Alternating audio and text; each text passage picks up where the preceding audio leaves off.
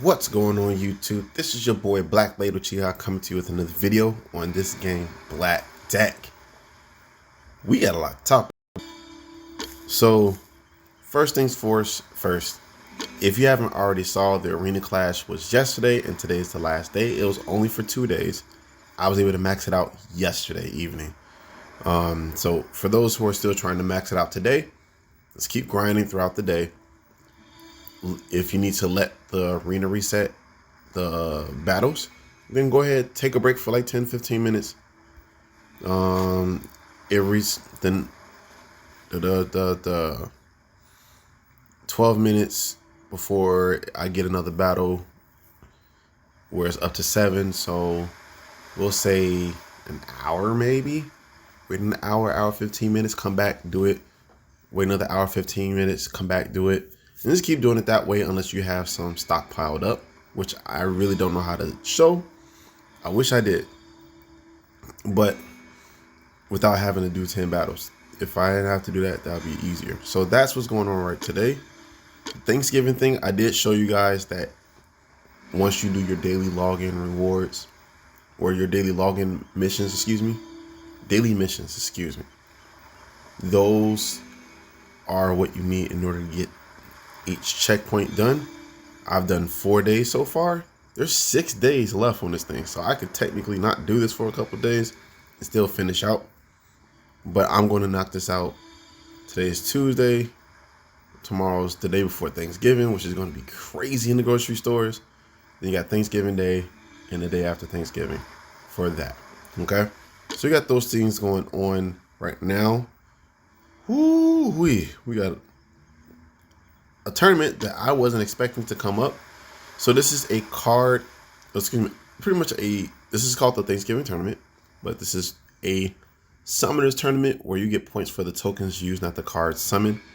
I really don't care to fully participate in this, but if you want to, I'll still go over the criteria that you need in order to max out this tournament. So excuse me, you're not going to be able to see this. I'm using the external calculator. Okay, so for this tournament, you need 10,000 points to max out this event. The rewards you get is coins, some energy, some more coin and energy, more coin and energy early on. It's the first half. Then you get a rare tome, some more coins, some gems, elite summon tokens, some gems, epic tome, and a premium summon at the very end. All right. So the easiest way to get the 10,000 is through the premium summons. Now, to find out how many tokens you need, you want to do this math problem. Okay, and you don't have to do this in your head. You can pull it up on your calculator, on your computer, your tablet, or your phone. Or if you have a calculator from school, by all means, you can use that as well. It's all fine. So you want to take the total number, which is 10,000. All right, I'm doing it on a calculator on my computer. You want to divide that by the number of points for that token. So if I do the premium summon tokens, which is 500 points per token, I need 20 premium summons to max out this tournament. If you don't have any saved up, that means you have to buy. Just put it like that. All right. Now, if I want to do it for the hero summon tokens, it's going to be more because there's less points. You get 200 points per hero summon token. So 10,000 divided by 200 is 50. Good googly moogly. That's a little bit more than double. All right. And if you want to do the elite summon tokens, this is the first time I've done this in a while. Divide that by 45. You need 223 elite summon tokens in order to max out this tournament. I don't plan on getting that far up there, to be quite honest. I really don't. Obviously, regular tokens is going to be 1 token per point. 10,000 tokens, 10,000 points. That's how you have to look at it. All right. We have the Abysmal Vortex event starting tomorrow as well. So this is what you have going on right here. It's exactly the same as the Dragon one as far as the points and stuff like that. So I really don't need to go over that. I did go over that in the previous video already. So there's that. But someone in the comments asked me to go over my Goblin deck. And that I shall do for you guys right now. So this is currently my Goblin deck right here. All right.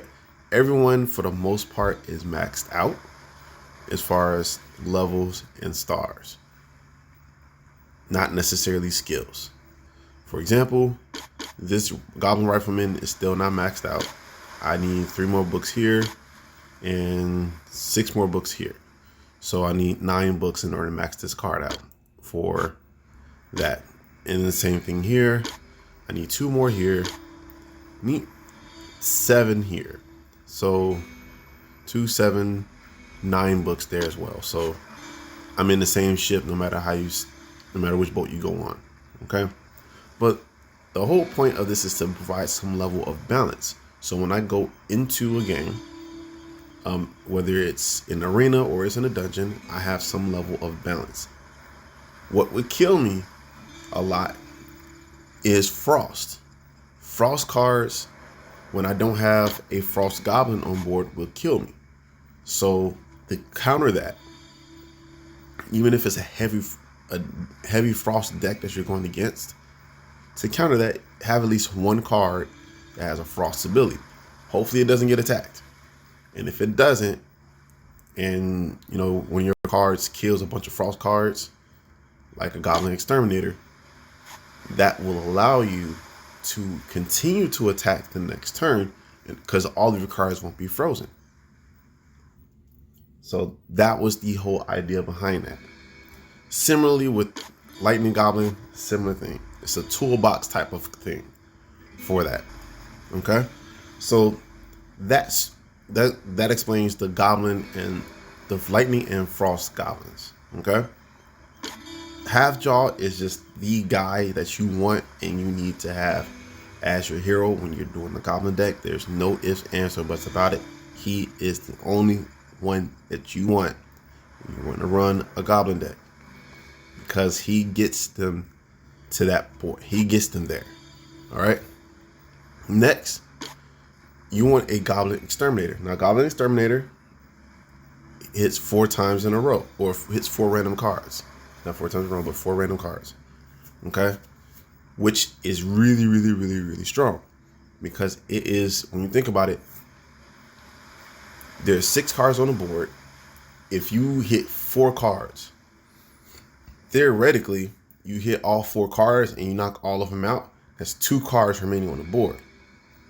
And then the last 3 cards come out from the deck, right? So that leaves them with 5 cards instead of 9, or excuse me, yeah, instead of 9, which is good for you. That creates what's called, in Yu-Gi-Oh! And Magic the Gathering, they call it card advantage. So that's what you're doing in this situation. You're creating card advantage. Okay. Whew. Now, since I've already explained the Frost and Lightning Goblin, let me explain this one, the Rifleman Goblins. Now, I do not have one. There's only one Goblin I don't have. I'm gonna show you who that is now,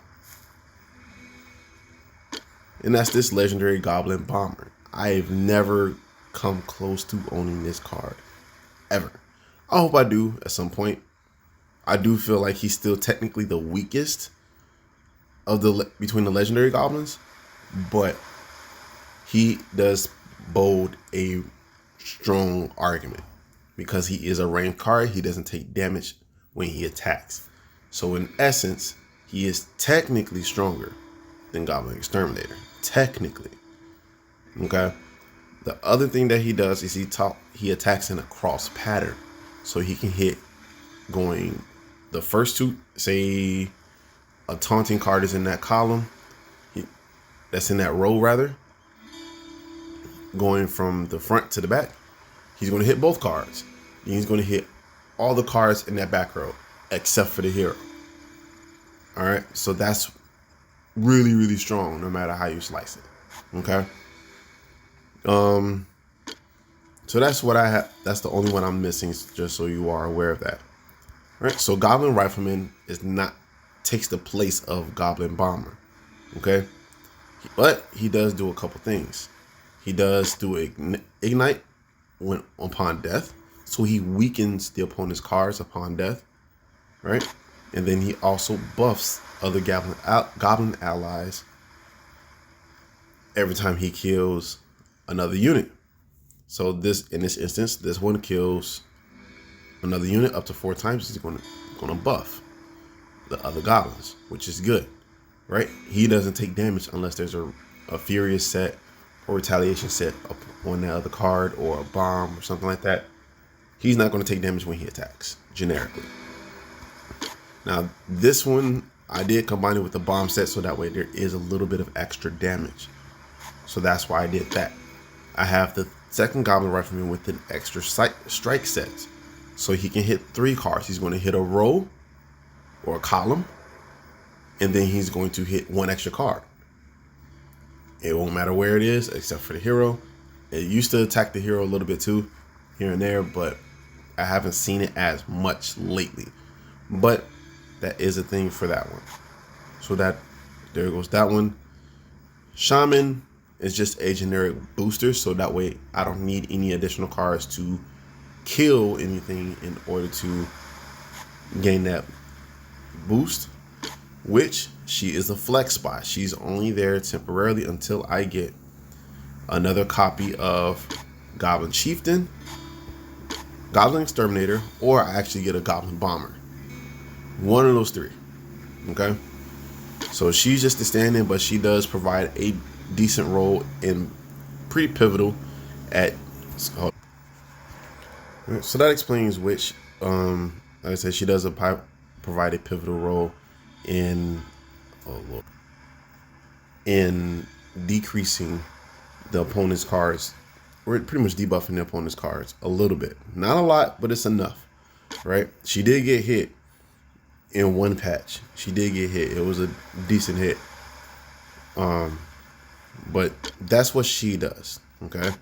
Then you have Goblin Chieftain. Goblin Chieftain does a couple things very, very well. First thing first, it has protection to all Goblin allies, right? So you have a card that's non-Goblin that doesn't have a taunting set on them. They're not going to get attacked directly, at least not right away. While Goblin Chieftain is on the board, all the other goblins are going to have taunting, right? And it's going to protect your non-Goblin cards. All right. Then you have Firing Lane, buffs all other goblins by 24% of this card's max strength the first 3 times it kills another unit. It can be booked up to 5 times. I haven't booked this card out yet. I still need 5 more books in this skill. Right. Then Goblin Power buffs all goblin allies by 45% of this card's max strength, can be booked up to 65%. This part does not require to kill, which is why I said if I get a second one, I would get rid of Witch. Not right away, I would have to build it up obviously, but I would get rid of Witch. Okay, so that is quintessentially what you want to do and what I am trying to do with this situation. Okay, and that explains that deck here. Again, it's kind of like a toolbox-ish type of thing where you have a little bit of everything to take care of a lot of things. It doesn't get rid of everything, but it does get rid of a lot. And the more goblins that you have that buffs each other without killing, the better off you are. So that way you can then continue to, get stronger with each get. Your deck is going to be strong as crap. Let's put it that way. All right. With that being said, I'm going to end the video right here. Don't forget to smash that like button. Comment down below what you think of this Goblin deck and the fact that we got a tournament tomorrow.